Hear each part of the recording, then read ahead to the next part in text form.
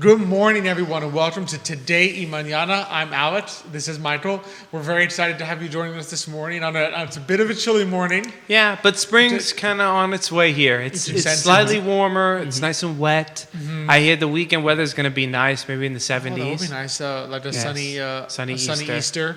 Yeah, it would be very beautiful. So that's good news coming. So absolutely, don't worry about it. I feel like the weather's going to start to I kind of sensed it, even though it rained yesterday evening. Like as I was heading back to my car from work, it was like drizzling. Yeah. But like there was kind of that scent in the air, like of the spring rain as opposed to like winter rain. Yeah, because it was like a warmer rain. Because winter rain is kind of that one that you get outside, you feel in your bones. Yeah. You're like, man, I feel like damp and cold. But this kind of just felt like, it's just raining. Exactly. You put on your rain jacket and you're like, okay, it's not too bad. Exactly. So, but it's still a good day, a good weather to grab your café con leche, get to a cozy place, and watch some Today Mañana. So, and especially because we have a great show lined up for everyone today.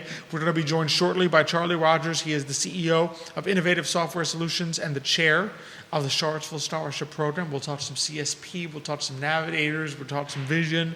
And then later in the show, Michael and I will cover some finance topics, including using your 401k for a down payment on your home, financial literacy, and some positive financial news. Good. We want some positive news. Yeah, well, every time I have Nick on, he always talks, he reads all these Debbie Downer. I know, yeah. He's always like, sometimes he would be like, oh, I got a good stat, and then you listen to the stat. Man, I think it was like for the Christmas show. Yeah, remember? He's like positive statistic. And we're like, that's actually a negative statistic. That's actually bad. Yeah. He finds a way to make good things bad. I mean, I guess that's the Nick thing. That's the Nick factor. But we're going to do the opposite today. We're going to be the little Goldilocks. Exactly. And look at some, how about that UVA baseball team, right? We're not talking about basketball. We're talking about baseball. Exactly. Well, UVA baseball had a good stretch. Yeah. They won 2 out of 3 against Wake Forest, which was the number 17 in the country at the time.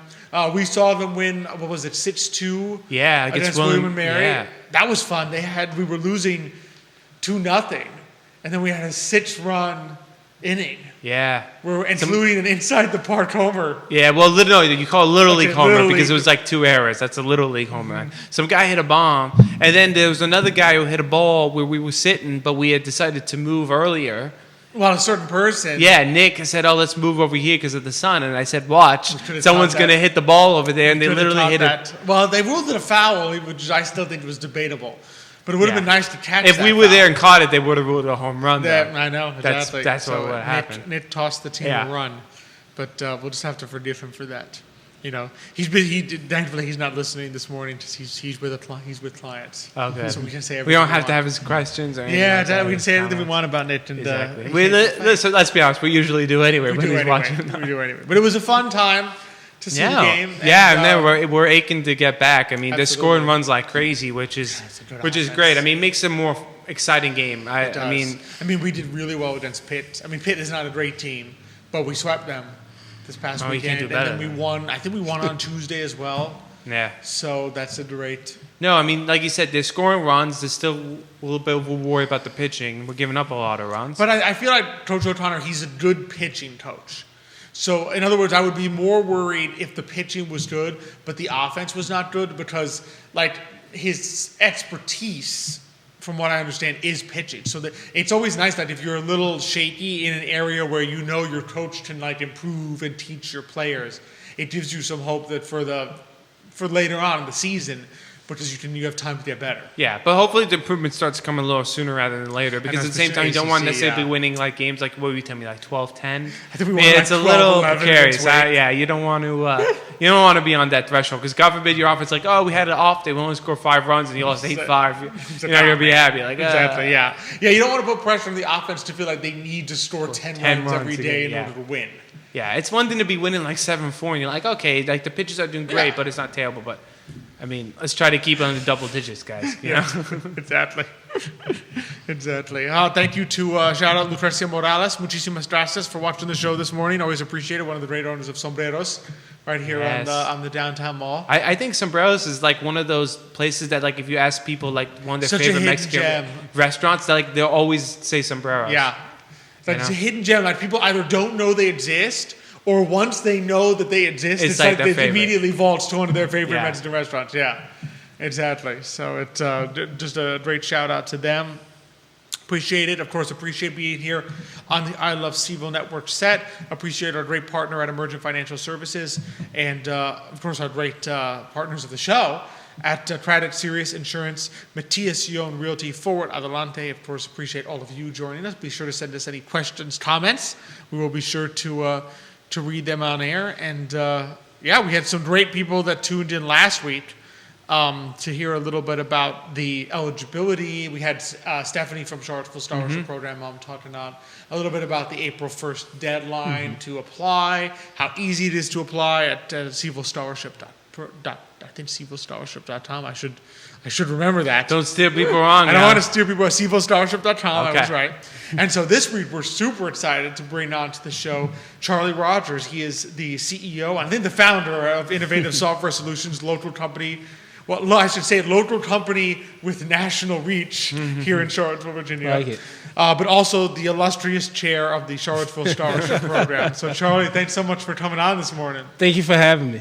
No, it's I always love having you on. We had a blast last year when you came Absolutely. on, and kind of just wanted to bring you back to talk about, I think probably the other half of Charlottesville Scholarship Program that we love, which is the Navigator program. Oh, absolutely. But first, for like new viewers, maybe tell us like a little bit about yourself, how you first became involved with CSP.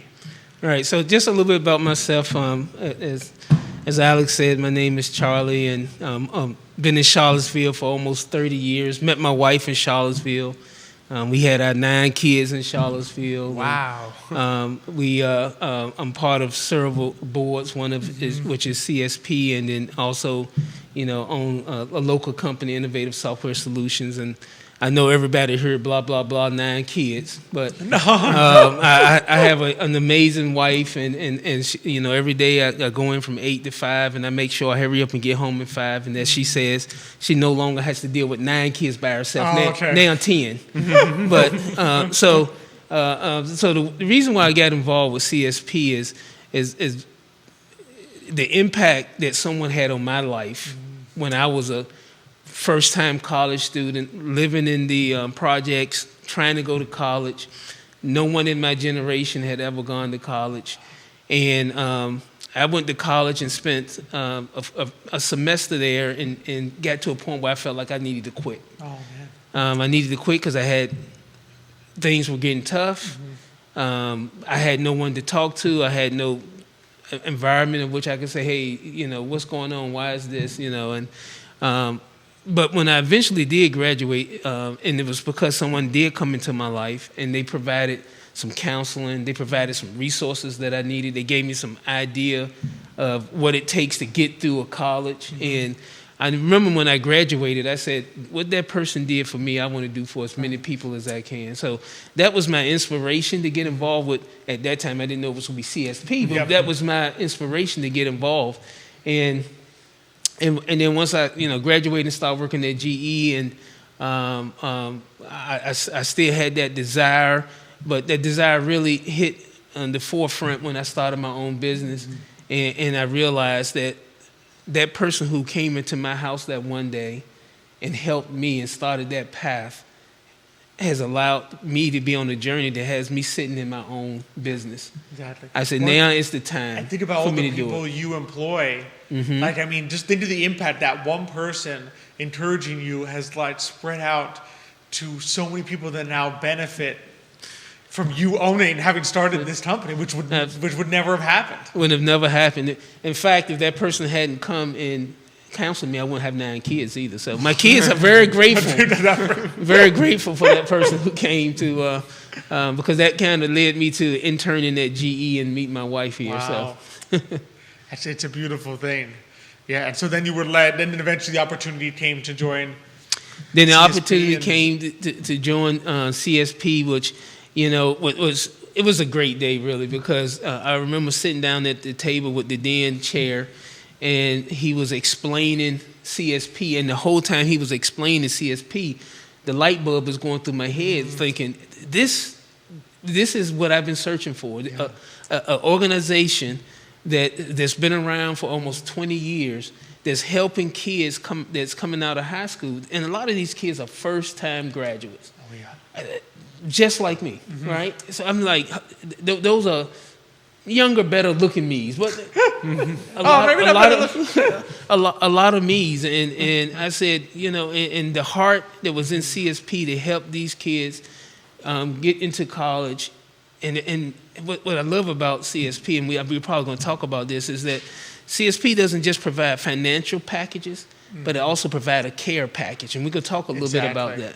Absolutely, yeah. No, let's cover that. I mean, obviously, we talked with Stephanie last week, right? That over the lifetime of a scholarship, it's $1,300, and it just each time you renew, it goes up by $500. So it's $2,000, $2,500, $3,000, $3,500, right? So it's great. I mean, it can be deferred if you go to community college. It's it's such a flexible program, and really, we work with kids to make sure that if they do run into a tough spot in that first semester, it's not as though, oh well, too bad. Absolutely. There's literally a committee of the program that's there to say, okay, what can we do to help you renew and get that next year of the scholarship? I mean, what we've learned, and what CSP has learned, is that love that has no conditions, it bridges social and digital divides. And that's what CSP is doing for these kids. It's bridging divides that they've had to deal with most of their lives. Financial divides, social divides, digital divides. And by having access to $13,000, having access to a team that's there to support them, being their biggest cheerleaders, it gives them a chance, a reassurance, a confidence and encouragement to go to college. And just like me, when I got to that point where I wanted to quit, they can always look back, maybe not on the family, because a lot of times they're first generation. Sometimes, their parents or siblings have not gone to college before. Sometimes they're literally the first person ever in generations of their family to go to college. To go to college. But they can get in those tough situations, and then they can reach back on a phone call or a text or email or in person to someone that been there where they are, knows what they're going through, and can give them some counseling. So. Absolutely. And like you said, one of the beautiful things you touched on is like every scholar gets paired with a navigator. Exactly. And so you're part of the navigator program yourself. What's kind of been your experience as a navigator? It's an amazing experience because it's allowing me to relive my college life for one thing, But what's amazing about it is that some of the same issues that I was dealing with when I was in college, the college kids are dealing with even now. And I know my particular navigator that I'm thinking of right now went off to Syracuse. And I'm not going to hold that against her. I know it's forgivable. That's kind of forgivable. I almost forgave her until she offered me a T-shirt with Syracuse on it. Then I said, okay, then you push it. But she, in her first days in college, was dealing with some of the things that I had to deal with. Give you an example. I'd never been to college, right? So I had no idea what college was like. I grew up in the projects. First day of school in the projects, you come to school, you look that. I mean, you have nice clothes on, the brand new shoes. So my first day in college, I went there with this nice two-tone jeans that they were in style back then.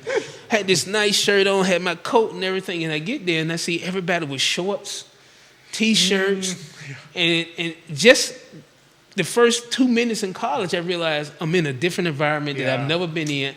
I have no idea about this environment. Someone needs to help me along. And the same thing was the issue with this navigator. Right? Not this student is that they were going to Syracuse, right? First of all, they could be out of Charlottesville where they grew up, right? And then also they were in America for only like 8 years of their life. So then they're going to this whole new environment where they know nothing. And so being able to be connected to that navigator before she entered college and say, look, this is what's going to happen. Okay, first day of school, don't go buy that nice dress. Don't go by the night. No. It's you're an adult now, right? And you're paying them actually to teach you, right? So you need to focus on your education. But just having that little conversation with that person probably saved them a headache just getting into just her first day in college. Exactly. But we are able to touch on many topics like that. There's times where she had a situation where she had 2 or 3 exams in 1 week, and also wanted to go to a Syracuse football game, and it was just, and she was just confused, and we talked about it, and and I gave her some ideas of how I handled situations like that when I was in college. How I ranked my major class higher. I always wanted A's in my major classes, but then the other classes you want to make sure you get at least a B. Yeah. You want an A. And I just went through how I strategized on some of those things. So that I think helped. At least I want to think it helped her. It didn't convert her from Syracuse to Virginia, but I think it's helped her. So it helped the Syracuse picture. Yeah. No, and sometimes it's basic things. I'm thinking like I've been lucky enough to serve as a navigator too, and sometimes it's as simple as all the scholars that go through the program, they're amazing, high achieving kids, right? Yeah, and I think sometimes there's the temptation then when you go to college, right, to be like, okay, well, I'm going to take 16 credits this semester. I'm going to nail this. I got straight A's in school. I can handle 4-hour class, 4-hour classes, and but sometimes it kind of takes someone who's been through that to be like, you know what? Take. You only need 12. You only need 12. Take the 12, and then next semester you can take 16. Exactly. Right. So take it easy. Don't panic. If you're used to, don't be like me. Like if you're used to straight A's and get that first B on a test, don't have a complete nervous breakdown. That happens. You're entering a new level of competitiveness. What was expected you think about most high schools, right? High school, your teacher tells you, this is your homework, it's due next week, do this, do that. You walked into my dad always says, you walked into college, right? And first class, he says he never forgets first day of class. He sits in there, and the professor's like, well, I'm sure you all read the syllabus and read the first chapter, because that's what it says to do. Let's get right into it. And, you're looking around and you're like, what do you mean? I had to know what to do before the teacher told me? Yeah, exactly. It's a different level of responsibility once you kind of jump into college versus high school. Yeah, you're still getting told everything to do. You have to count on your back. College is like you're on your own. Yeah. Like if you don't follow these directions, that's your problem. Exactly. So it's kind of like it's a different responsibility jump to go from high school to college. A lot of people are lucky that their parents, if their parents have gone, their parents kind of let them know, hey, just so you know, this. But if your parents haven't gone to college, they don't know to tell you that. And that's what navigation helped. And you guys touched on some really good points in self-directed learning. So self-directed learning, a lot of none of the students basically understand self-directed learning. When they're in high school, the teachers tell them, hey, we're gonna have a test. We're gonna study these days together. We're gonna read this book. And they give you all the details from A to Z of what you need to do to be prepared for that day. Whereas in college, it's self-directed. You know that, hey, in 2 months, you have a exam, or you have a midterm, or you have something, but you may not talk about it until that day that the exam come about. So you have to sit down and plan, okay, before I take the exam, I had to have these 3 books read, playing that out. So we did talk about some of those things. It's a pretty amazing. I love how you touched on the A, B, C one. We had that conversation too. That's why I was trying to ask, ask her to sort based on what's your major, what's not your major. Okay, you can, you may not be able to get an A in everything because in my case, this person had like 19 credit hours her first semester. Wow. So I hadn't had that lesson with her, but and she was a double major. But you do touch on many, many things that, as navigators, it's kind of fun reliving that. It's like having a grandbaby, right? When you were in college, it's like you the child, but then you have a grandbaby, and it's more fun, and you can talk to them, and you don't have to live it yourself. Exactly. Being a navigator is as much as we try to give experience to the student, it touches us, right? Because for me, it allowed me to give back, me to see other people have some success, and me be a part of helping that person have success. in a tough environment. I mean, like I say, self-directed learning environment is much different than high school. Oh, yes. You're away from family, you're away from friends, and so navigation is definitely beneficial for both me and the student. So what are some of the typical things, like for people, if someone's out there saying, okay, this sounds great, I would love to be, what are some of the typical things that you're kind of expected to do as a navigator? What are typical things or how frequency with which you have to do them, stuff like that? Well, so that's a great question. Typically, with a student, when you're a navigator, you try to keep in contact with them at least once a month. In my case, I try to keep in contact with them almost once a week in the beginning, because in the beginning, when they first start school in their first semester, it is the hardest time for them to get acclimated to everything. But you try to talk with them at least once a month, and then that can be via text or email, phone call, in person. So I try to always manage when that person will be back in town, or if I'm on business travel and I'm gonna be in that area, I try to have lunch or something like that, so that you can then have some face-to-face.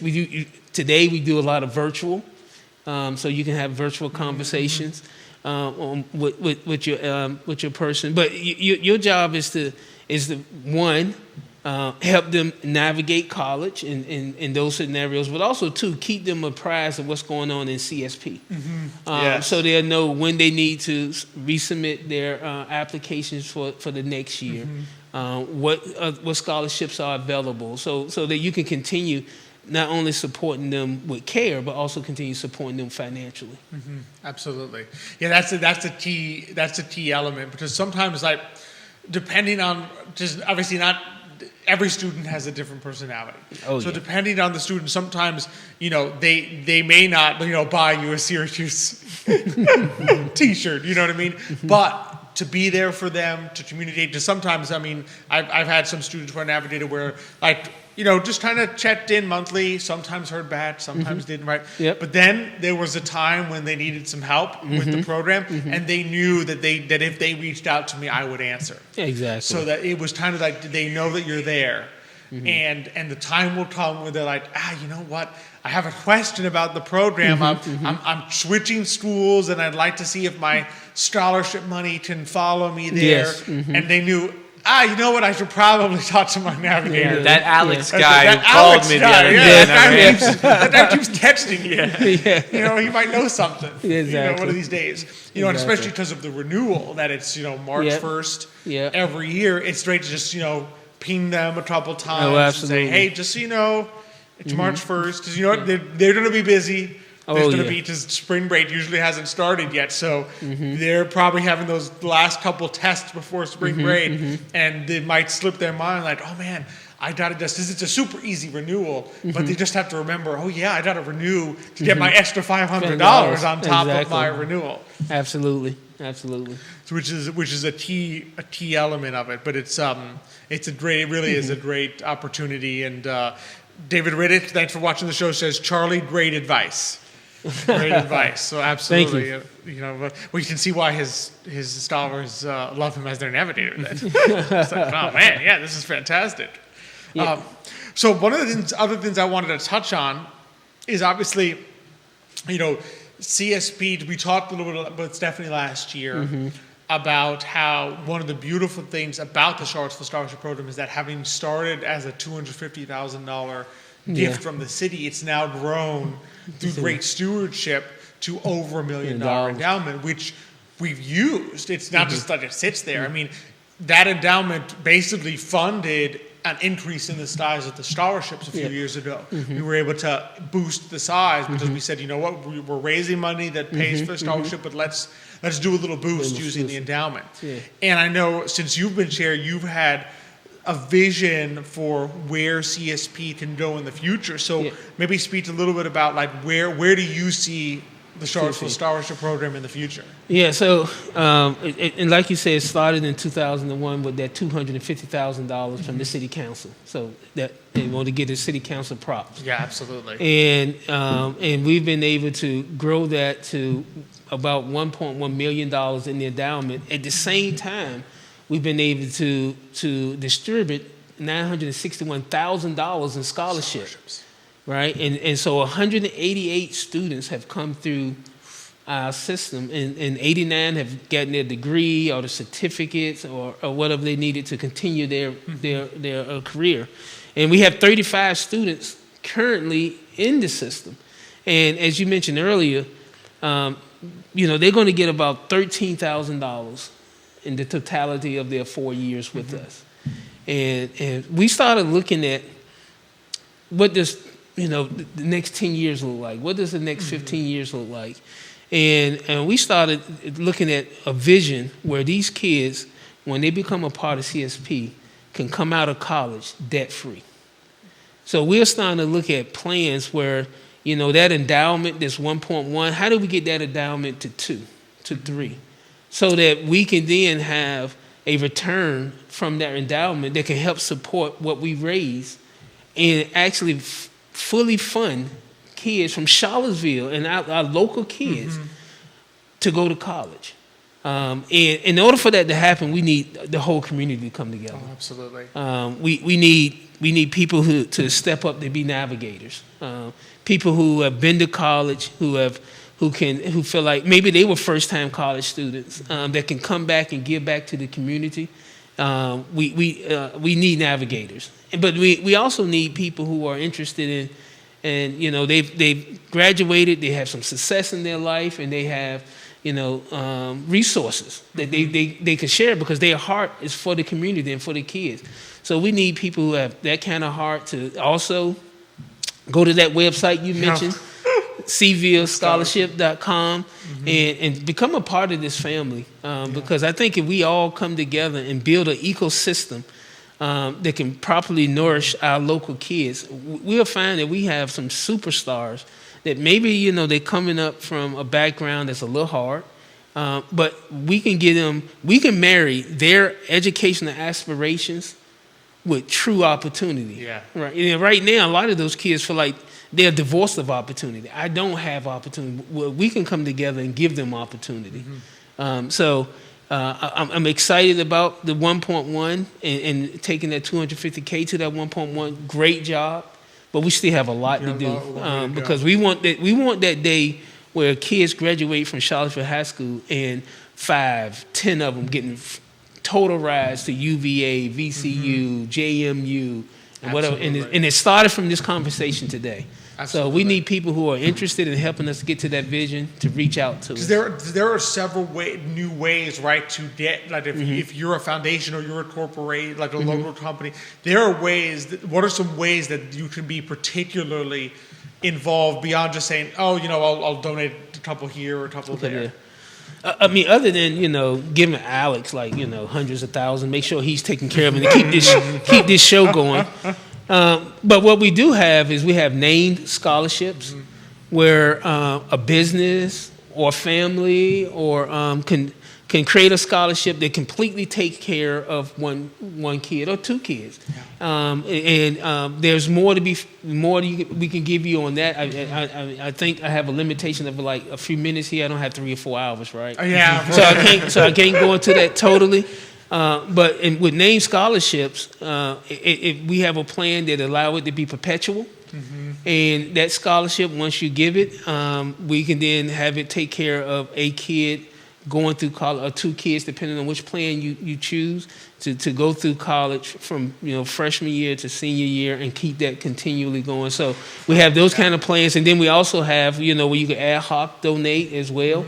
But there are many options to donate, and if you go to CVilleScholarship.com, we would definitely love to hear from you. Absolutely, yeah. I mean, there's a way to donate right on there, but also there's a contact form where you can kind of reach out to us and say, okay, what are my options? Like, can I do something like a startup scholarship? There's great local company that said, hey, we want to fund 3 kids for the time being. Like, it's kind of we want to fund 3 kids over the next 6 years to go and learn that if their dream is arts or design, we want to be involved in that. We have some like the Preston Pointer scholarship where a family said, here's what I'm going to do. I want this to be perpetual. And we worked with them. Okay, what do we need? What kind of installments can we do to say that this scholarship will go Exactly. You absolutely. will never run out. Never run out. And a great example of that is, Charlottesville is a great technology hub. Mm-hmm. There's a lot of technical companies in Charlottesville. It'd be nice if some of the technology companies come and say, hey, look, I want to support 5 kids that's interested in STEM going to college. And so how much do we need to donate for it to be perpetual? One-time donation that could be perpetual to support 5 kids that's interested in STEM, that's interested in computer science, that's interested in design or whatever. Mm-hmm. And so we're definitely open to those type of things as well, because that's how you can take kids that don't have opportunities today and give them opportunities tomorrow. Absolutely. So there's so many ways to find out more. Like Charlie said, CVilleScholarship.com has pretty much all the information you need. And then if you know kids for going to Charlottesville High School that live in the city limits, or adults that work for the city or for the school system, the city school system, the application deadline is April 1st. And so you can still apply. You can still apply for it, and that can be done online very easily. So even if you're just finding out about this today, and you're like, oh man, in 3 days, how can I do it? You can do it in 3 days. Oh, absolutely. You can do it in less than 24 hours. Oh, absolutely. Pretty much. Yes. It's that easy. So definitely encourage people to check out CVilleScholarship.com. Charlie, thank you so much. Thank you for having me. It's always a pleasure. Thank you for having me. Great to have you on, and thanks so much for coming. So same time, same place next year. Got you. Thank you. Take care. Mm-hmm. Maybe a little earlier next time. This way it gives people more time to apply, right? Oh yeah. Well, next year we'll probably do some of these shows in February. Yeah. January, February, because the typical application deadline is March 1st. Ah, okay. But we moved it to April 1st this year because there was a delay in federal student loan forms that some kids needed to verify their income. So we wanted to give them more time because they were getting some of their information later. So, but April 1st is although there's never a deadline to be a navigator. you can just go to Charlottesville. Well, first you can reach out to me if you want to reach out to me on Facebook. Or put a comment saying you're interested, we can definitely get you that information. But you can also reach out through the email on CVilleScholarship.com and say, hey, I'm interested in being a navigator. Tell me a little bit more about it, and we can get you those applications as well. No, pretty great stuff. It was great to hear how scholarships really helping our youth. Mm-hmm. Oh, absolutely. It's important. There's been a lot of impressive kids that are, kind of following in Charlie's footsteps. Yeah.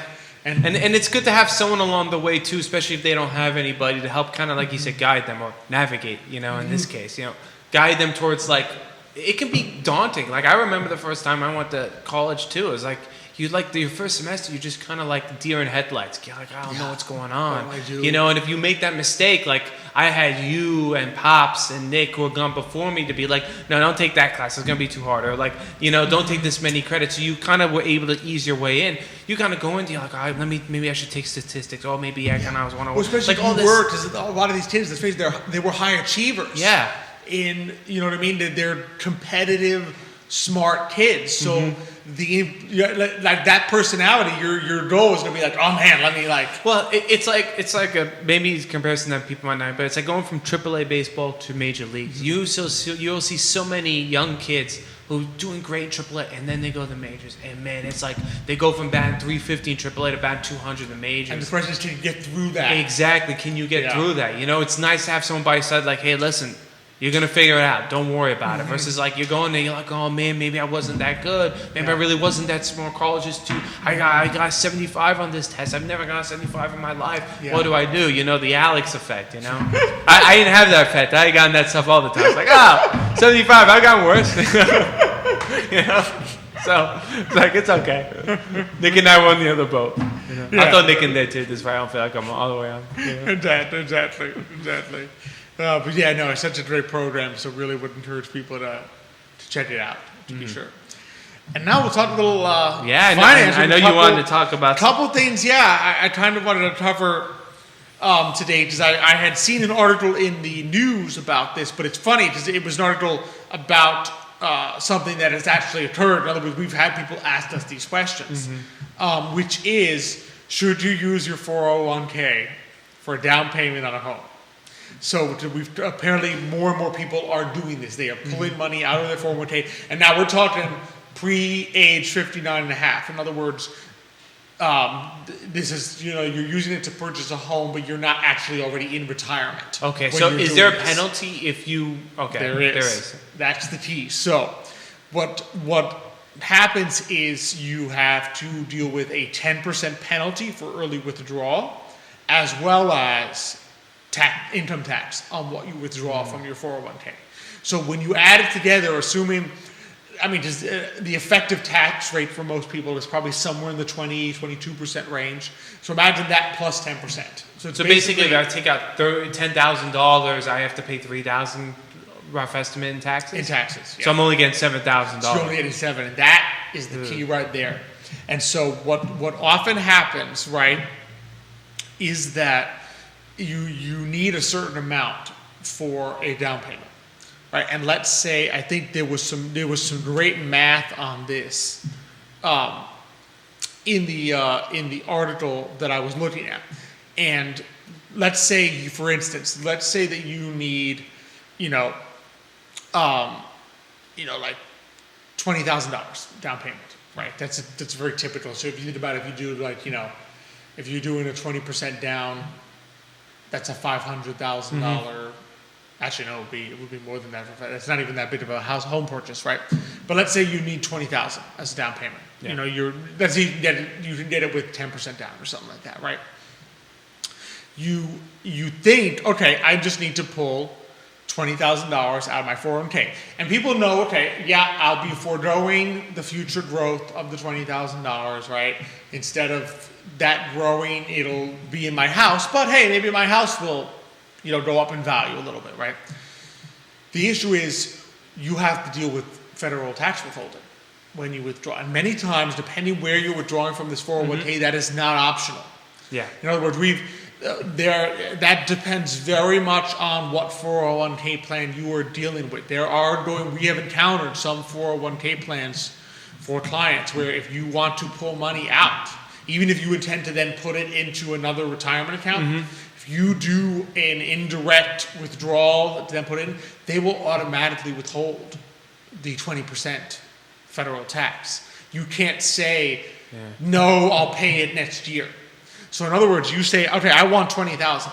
Well, if you say I want $20,000, you're not going to get $20,000. You're going to get $20,000 minus 22%. So if you needed that for the down payment, you're like, oh man, how much do I actually have to take out?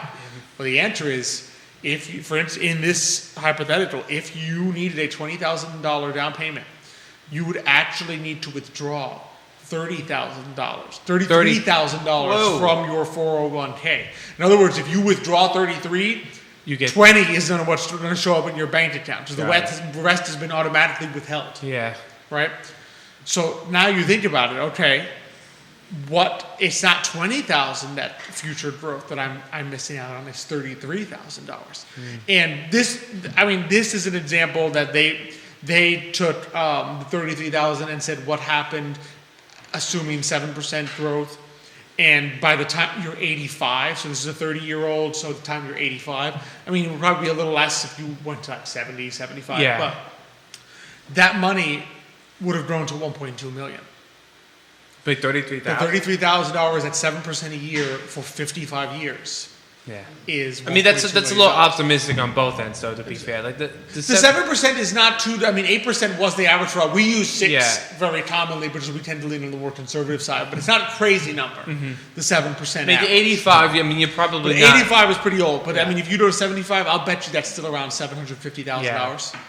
Because if you assume it doubles every 10 years, it's probably somewhere around $700,000, right? So in other words, what your real question is, am I willing to forgo $700,000 in the future for $20,000 now?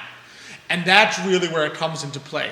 Well, not only that, it's also a sacrifice of money because you are losing that $13,000 that you wouldn't necessarily lose if you decided to withdraw it, 20 years in the future when you're over 59. Well, in the future, you'll still get hit with the income tax, right? Yeah, but your income tax rate will be lower, but not the 10% penalty.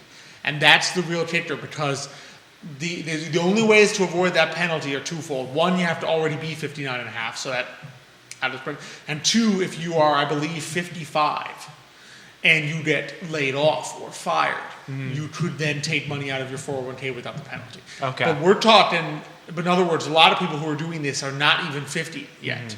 Because it means, in other words, because of the competitive nature of the housing market, they're saying, well, can I be more competitive if I make this down payment? And the issue is you are getting hit with some very serious taxes and penalties when you make this decision. And you have to make that decision whether it's worth it. Exactly, you know? Exactly. So now what I will say, what I wanted to encourage people is that it's not as though there are no options for using retirement savings to make a down payment. What you need to really consider, particularly if this is still several years away, is do I want to be putting money in a 401k or a Roth IRA? Or if you have a Roth 401k option, because Roth money goes in post-tax. In other words, you don't save any taxes going in, but there is neither a tax nor a penalty to withdraw the contributions. Now there is if you do an IRA, correct? If you do a traditional IRA, you're in the same boat as a 401k. Okay, yeah. But if you do a Roth IRA or a Roth 401k, they are designed so that you can do something like this because the contributions, whatever you put in, can always be taken out, as well as a certain portion of the earnings. If you are using it for a first-time home purchase and you've had the Roth IRA for 5 years, it doesn't mean the money you took out has been in there for 5 years. You just have to have started the thing 5 years ago. So this is a great tool if you see a home purchase in your future.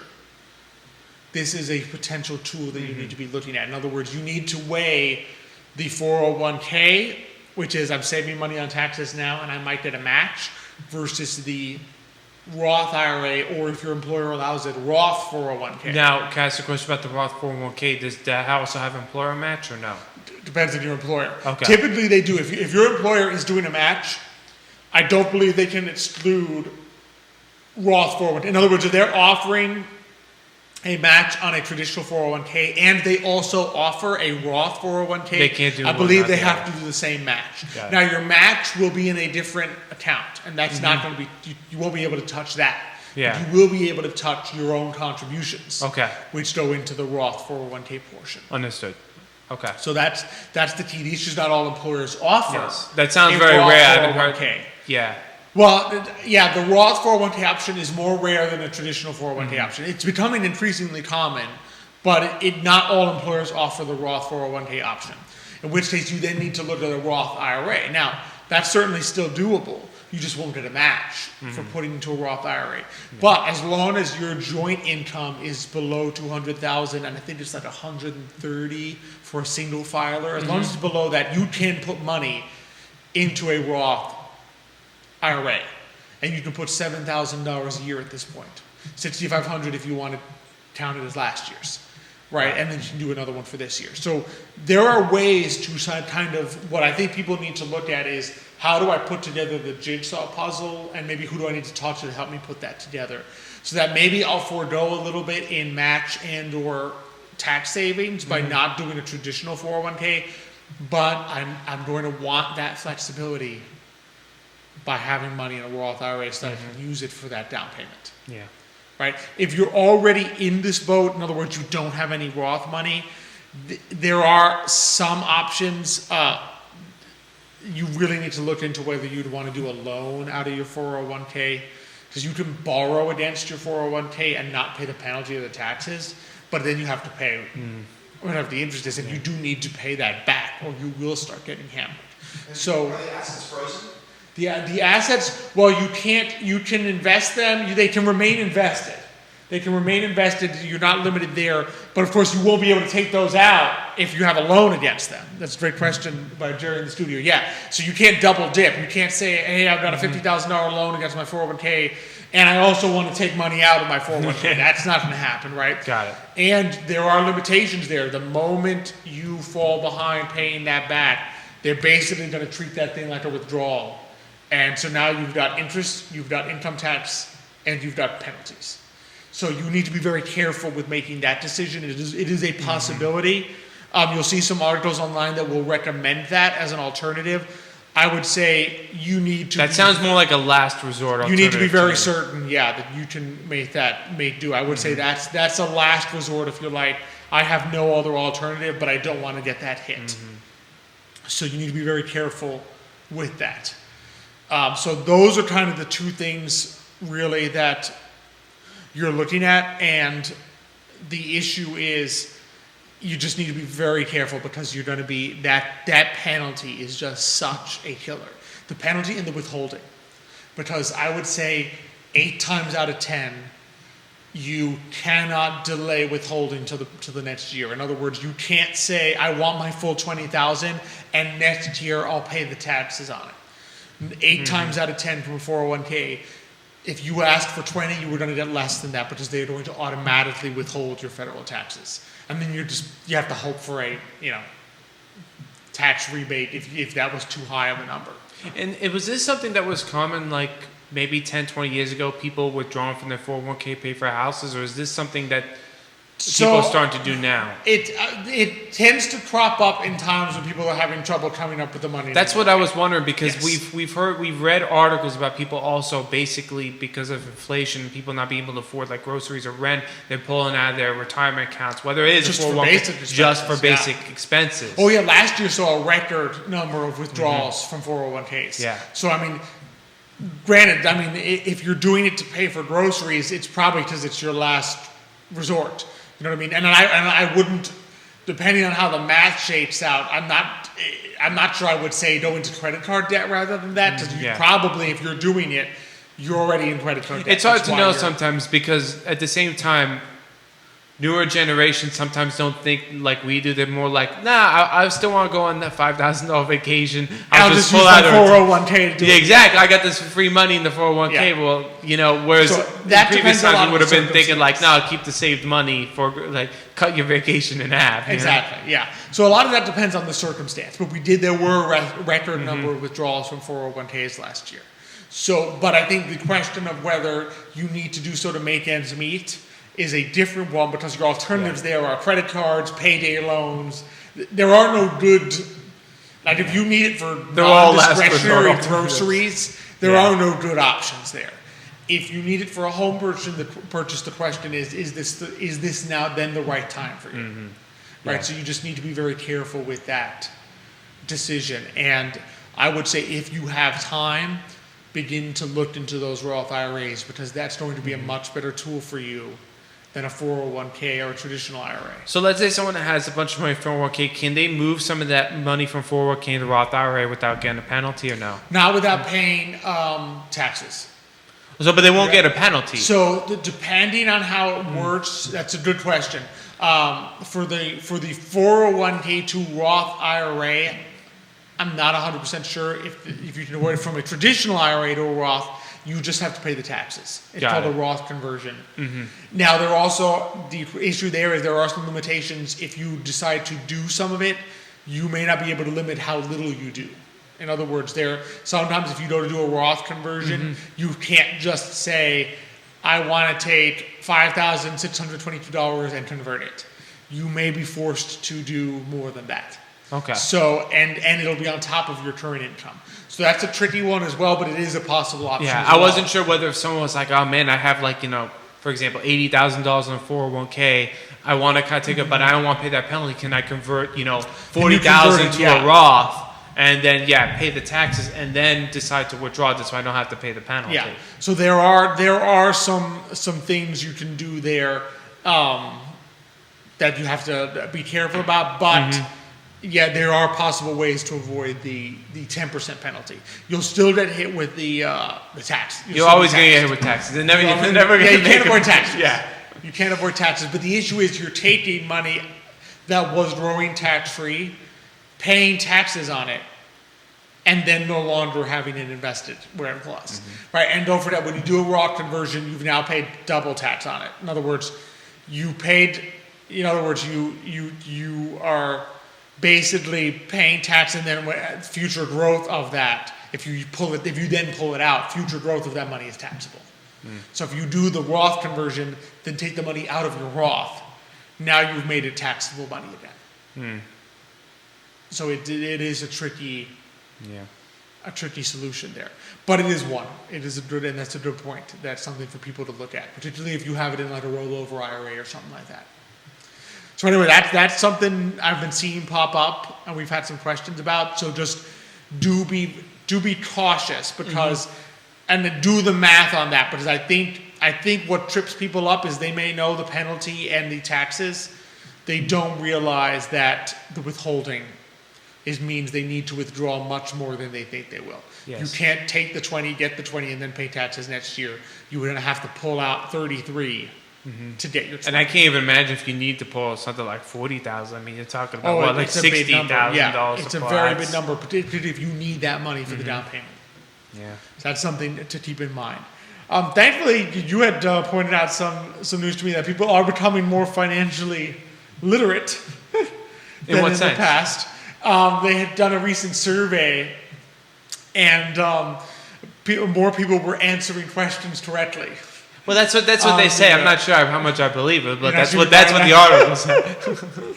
So particularly, I think the number of people who answered the questions, these were questions of, what is average life expectancy? What knowledge about the markets, different types of investments, so forth. People who had a financial advisor answered much better. They were much more proficient on the because it's very informative. I know, like, we've had some clients who knew nothing about the market. Every time they come and talk to Xavier or Alex, they were asked questions. Xavier would kind of go over, and they were like, "Oh wow, I feel like I learned so much."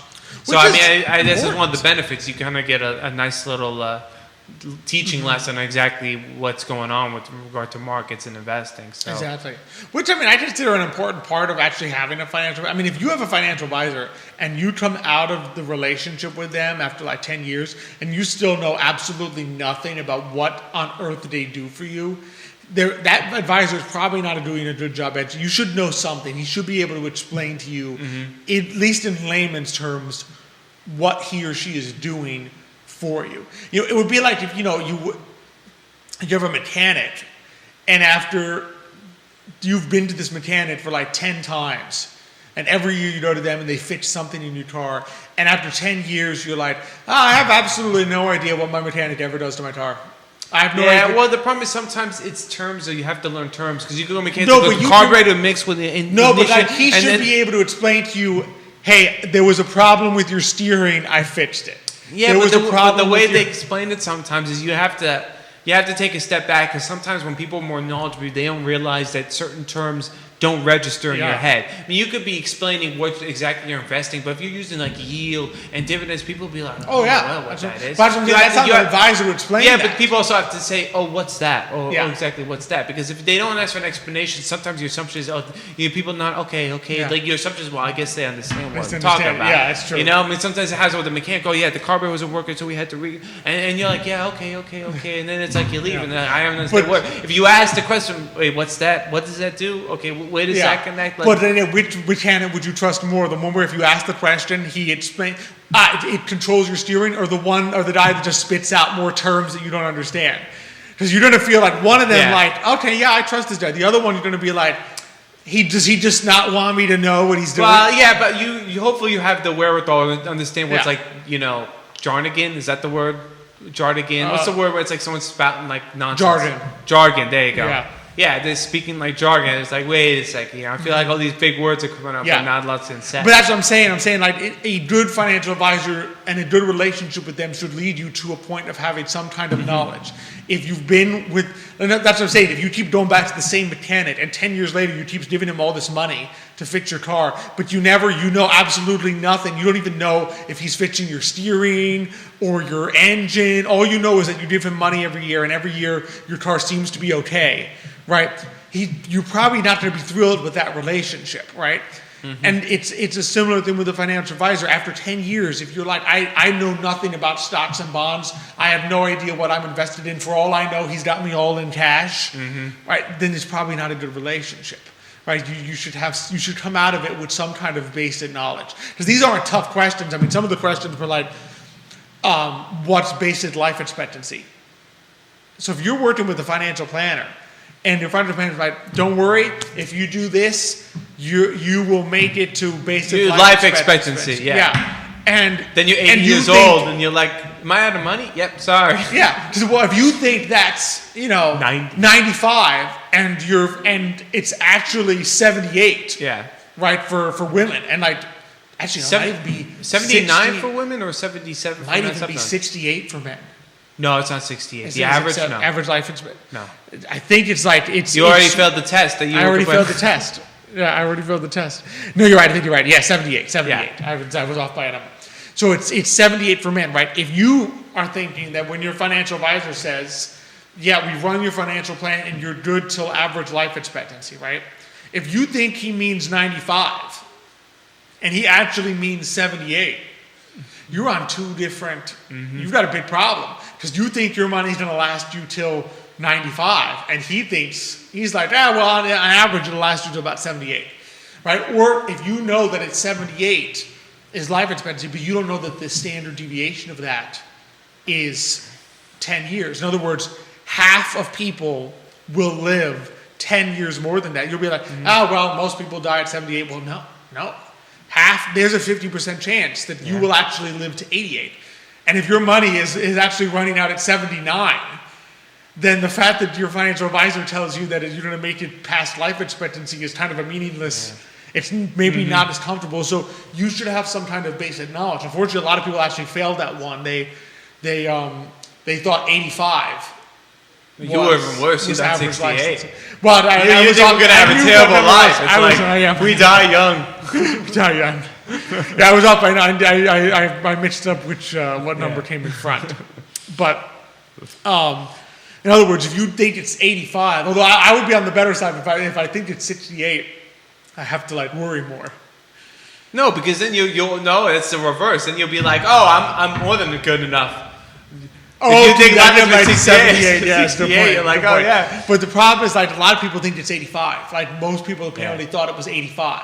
So they're thinking that if their plan makes it to life expectancy, that it's 85 when it's not. No, yeah. So it's just important to know that information, learn about it, talk about it, make sure that you're learning from your financial advisor. So that was No, I think we covered two important topics. Absolutely. I think the first one was probably a little more important than the second one. But that's okay. Well, the first one can be a big mistake. Yes. The second one, though, can lead to a series of little mistakes that would make you feel a lot less comfortable than you really are. Yeah, I think it's just getting to know about exactly what your financial advisor is doing with your money. It's always your money, so it's good to ask questions of okay, what exactly is the plan here, and what exactly have me invested? What's the like you said, the financial plan. What's the end goal? When can I retire? How long will my money last? These are important questions that you should probably try to get answers to. Exactly. And also learn the life expectancy. There you go. Exactly. Don't think it's 68. Yeah. Or 85. Or 85. It's actually 78 for men. For men, it's actually, I think it's a little 79 higher for women. It's a little higher for women. Women live longer than men. Maybe they don't do as many crazy things. Yeah. Someone's got to do the oil rigs and stuff like that. It's not going to be that. Exactly. All right, well, this has been a great. Yeah, this has been a great show. I enjoyed it. Yeah, enjoyed talking some finance with you. Had fun, of course. Always good to talk to Charlie and get his story. And next week also going to be a great show. It's 4 great guests, two sets of them. So we're going to be joined next week by Michael Sloan and Christine Fairfield from the Oratorio Society of Virginia. They're going to be coming back. They're talking Beethoven's Ninth. I know you and Nick must have been what's it called? Oh, we're in heaven when you heard that. Beethoven's Ninth. I mean, we have seen it before, to be fair, but I mean, it's been it's been a while, and we saw it at the MLK Junior Performance Center at Charlottesville High School. It's not that it's a bad venue, but the acoustics are not. But so where is this one going to be? Old Town Hall. How are they going to fit everybody? Apparently, they're going to fit it. Wow! So I'm looking forward to that very much. So because last time they did it there because they didn't think they could fit. I think they didn't think they could fit, but maybe this year. Yeah, it's going to be all the violins are going to be done like this. It'll work. I'm looking forward to it tremendously.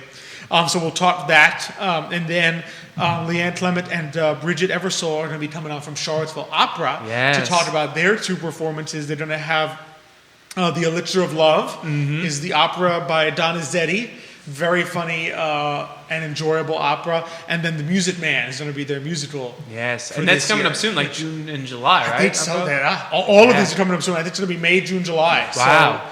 So if you like music, you are good in music. For a If you like treat. good music, if you like good music, you're in for a treat this summer. Very cool. All right, so it should be an exciting show next week. It is. It's going to be a lot of fun. We'll see. I don't know who's on with I you. don't know. Nathan and Xavier are going to probably fight to see who does Exactly. Yeah. because they both enjoy coming on with Michael and Christine and Leanne. Yeah. So it's going to be a lot of fun. So enjoyed having you on. No, I'm glad to be back. It's been a while. Like I think it's been maybe over a month. A few weeks. Yeah. Appreciate everyone who tuned in today. Dr. Elizabeth Urpí was able to tune in today, so thank you for watching. She's got to watch, hubby. She's got to watch. Thank you, everyone, of course, for tuning in. Appreciate it. David Riddick, thanks for your great comment. Lucrecia, thanks for watching this morning. Grady Rudolph, thank you so much. Shannon Connors, thanks for joining us. Rosalia Todaro. And Miet Mitchie, thank you for watching the show. Always appreciate all our great viewers. Be sure to send us any people you would love for us to feature on the show. Always love to feature great nonprofits or entrepreneurs here in the area. Of course, thank you to Judah behind the camera, making us look good. The I Love CVille Network set. Emergent Financial Services. To our great partners, Matthias Realty, Craddock Series Insurance. Thank you all for watching. Thank you for co-hosting with me today. Happy to be here. We look forward to seeing you all next week. But until that time, as we like to close it out, hasta mañana.